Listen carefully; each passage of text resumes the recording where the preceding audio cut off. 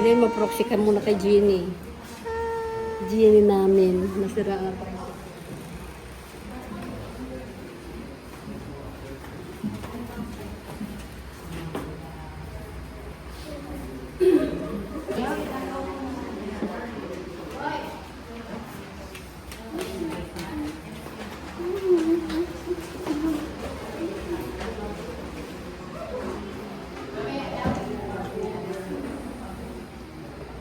Pamilya at bilang iyong iglesia upang ialay at italaga sa inyo ang buhay.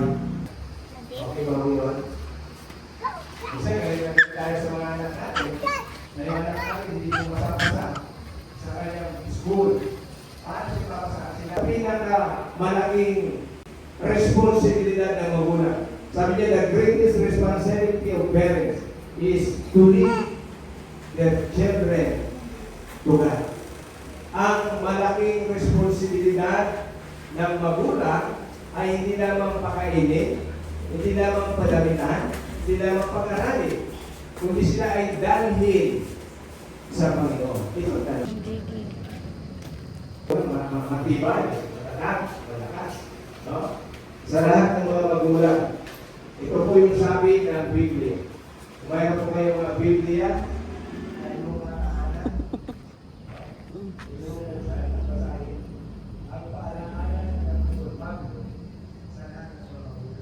limang yun. Bakit hindi mo siya naturuan ng tama? Naturuan mo siya ng tama, nadala mo siya sa Diyos, hindi niya gagawin niya sa iyo. Kaya kung gusto niyo lumaki ng maayos at hindi kayo sagot-sagutin at kayo mahalin ng inyong mga anak, sabi ng Biblia, huwag niyo silang ibuyo sa pag-ibig laban sa inyo.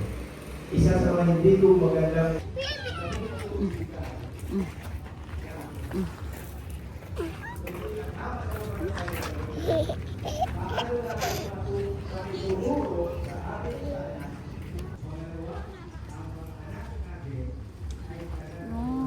Ang lola.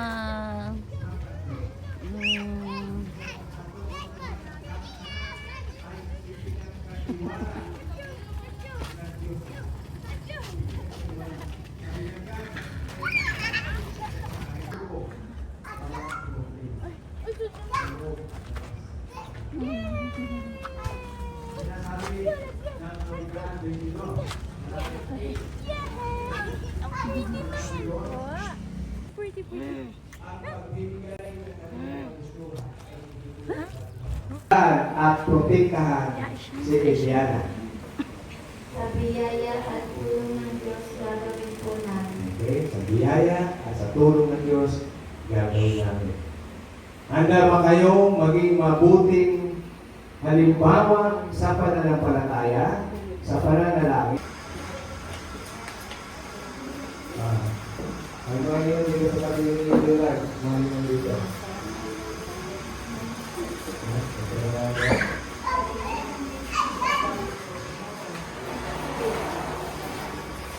Okay? So, kailangan gusto ko sagutin nyo ng malakas. Yung mga kapatid, ano? So, hindi yung mga kailangan. Sa kanyang mga ninong at ninang na kayo ikamumura. Responsibility po. At pagtatlo, hindi naman kailangan kung sakali lang na maging mabuting halimbawa sa pananampalataya at mabuting pamumuhay. Ang sagot.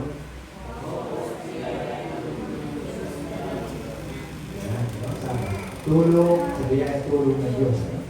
Sana, hindi makita si Liana, dati araw, sige kung may pasuray-suray, ha? Kasi hindi na alam, ha? Ngayon, sinapaalala ko sa inyo, kayo rin ang nakakot kayo sa harapan ng Diyos. Okay? Handa ba kayo maging gabay at encourage kay Eliana habang siya ay lumalaki? Sagot. Yes, sir.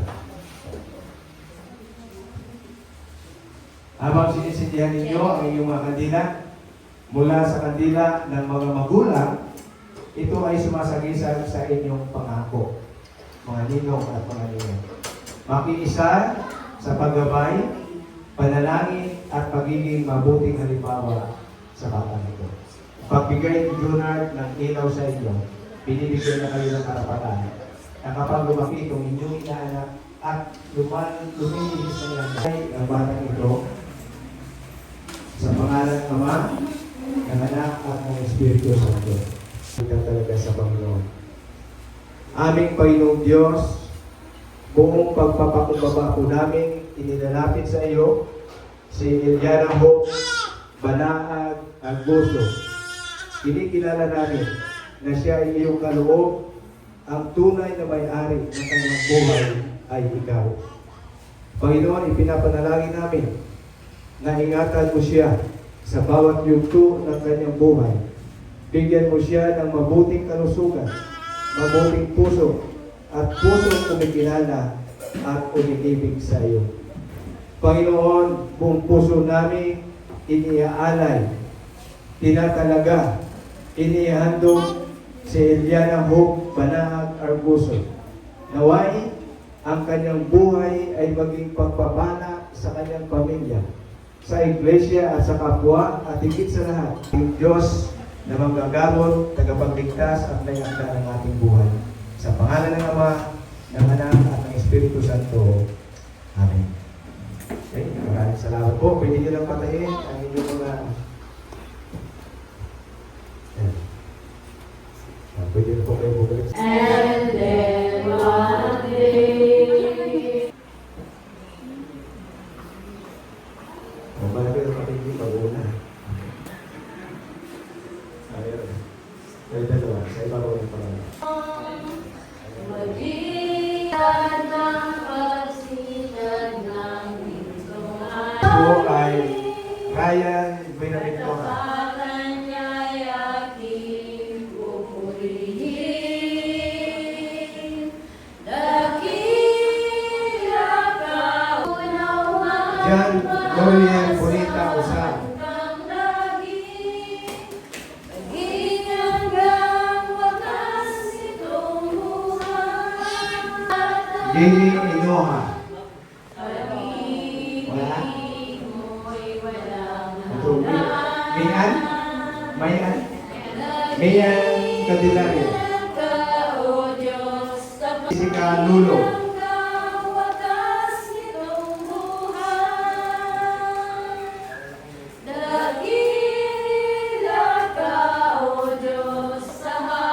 Po ay Carmela Kimba.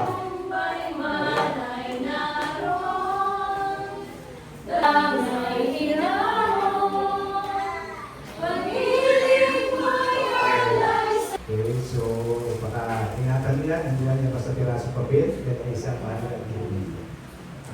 Dahil po lahat ay mag- Kahit hindi ko tayo kakain.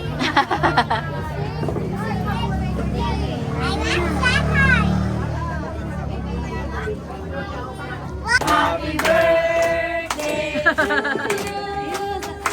Happy birthday, happy birthday.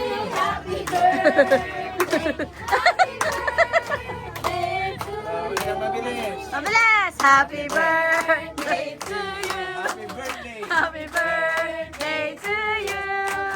Happy birthday! Happy birthday! Happy birthday to you! Tayo manalangin. Bigyan ng Diyos, kami Panginoon ay nagpupuri at nagpapasalamat sa katapatan. Bunso, picture mo na kayo dun. Or, may tirador ng... Huli!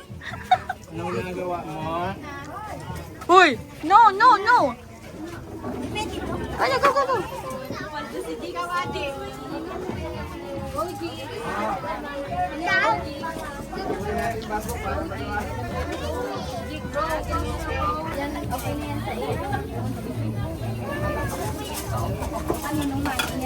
Ay, akin, ate, thank you. Yes! Ano siya, nag-moist? Sorry ng pagkapulis naman ng... Oh, yes! Nag-moist siya, nilagay ko sa ano ng kotse. Nagano? Nilagay ko sa, yung sa may aircon ng kotse. Mentizabal, ayan. Oh, present po sa ganap. Ato sila, ayun po, ang pinahin. At ang style nasaan? Nandun po sa van.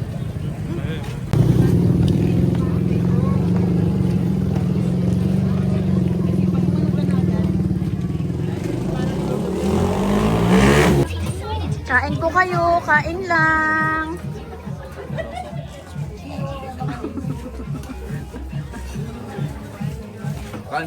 Sige. Kain na kayo. Kain na kayo. Ay. Kanina ko po. Wala na yan. Ano? Oh. Okay. Ala, binasak-wasak na niya. Oh. Ayan na. Ang ginawa niya. Oh. Very good. Ayan na, ang ginawa ni Jera sa cake na maganda.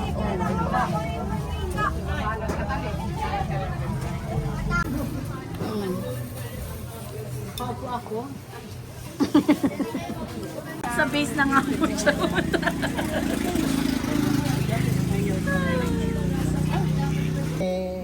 Maganda yan. Salamat po, Lord, at nairaos. Oo, naubos ang lahat ng aming, ano.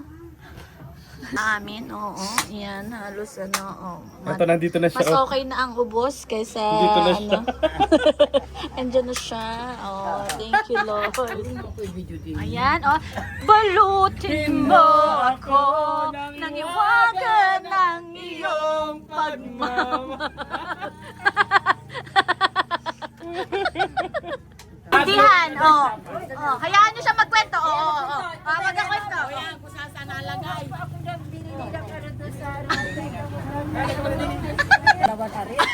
Hindi talaga ako maniniwala. Tingay takot ng takot ka. Oh.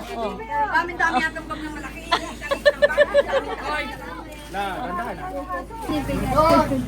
Oh, Lula, ang wallet mo.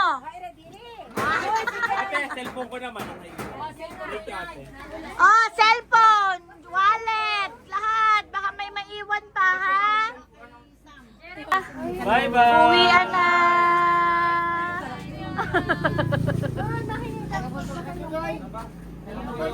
Ba't ka nagababay? Dito ka nakatira.